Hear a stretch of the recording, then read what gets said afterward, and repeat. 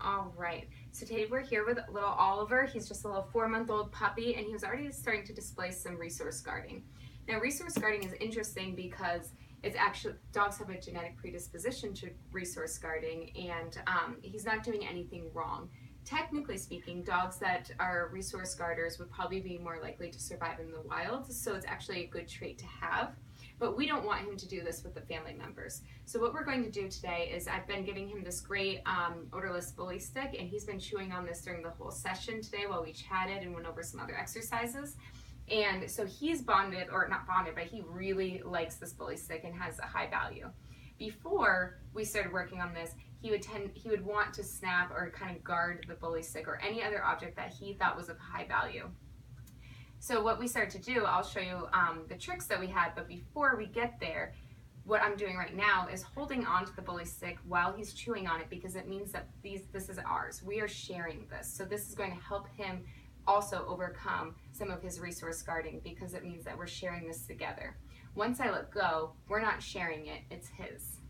So we want to build up a positive association with letting go of something that he values with something even better. So we want to give him the opportunity as much as possible to have something that he values like this, have it on his own, give him another treat or a toy, anything that he would perceive as being high value, and then giving the object back to him. So we're doing this like give and take, okay? And I'm going to demonstrate that right now. At first, because I didn't know what his threshold would be, and I wanted to play it safe so he didn't start resource guarding at all, I just kind of tossed treats over to him.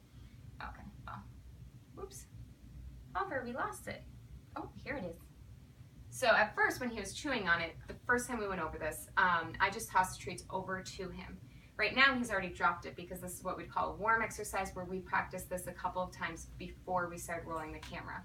In the future, if he was chewing on it, I would just want to drop treats around his face, so he starts making the positive association that as my hand approaches him and gets closer, that he's getting a food reward.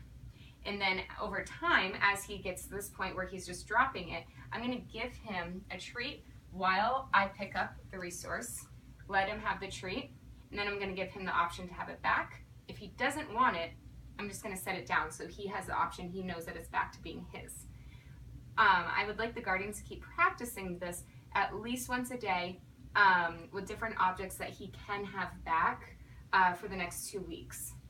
And the reason why I want you to keep practicing this, even though he's been so successful at letting me pick this up and then getting it back, taking it, is because I want the number of times that they take something away from him and then give it back to far outweigh and exceed the amount of times that they have to take something and keep it. Like if he gets into anything, he's a young puppy.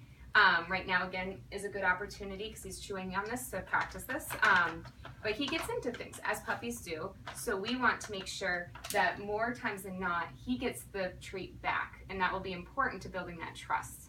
So see how quickly he's dropping the treat. I can pick it up, give him another treat, and then give him back this. So this is how we're going to help him stop resource guarding and be comfortable and build up trust with his family members.